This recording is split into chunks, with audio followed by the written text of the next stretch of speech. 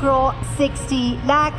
Josh Inglis. 11.5 কোটি টাকায় দল পেয়েও আসন্ন আইপিএল থেকে মুখ ফিরিয়ে নিতে চান অজি ব্যাটার। শুনে অবাক লাগতে পারে, তবে এমন নজিরই সৃষ্টি করতে যাচ্ছেন জশ ইংলিশ। নিলাম থেকে 8 কোটি 60 লাখ রুপিতে উইকেটরক্ষক ব্যাটারকে দলে ভিড়িয়ে বিপাকে লখনৌ সুপার জায়ান্টস। মূলত এপ্রিলের শুরুর দিকে জীবনের দ্বিতীয় ইনিংস শুরু করবেন জশ ইংলিশ। বিয়ের ফলেই আসন্ন মৌসুমে মাত্র 3টি ম্যাচে লখনৌকে সার্ভিস দিতে পারবেন এই অজি উইকেটকিপার ব্যাটার। স্যান্ডেলিনা সো, রূপচর্চায় আভিজাত্য।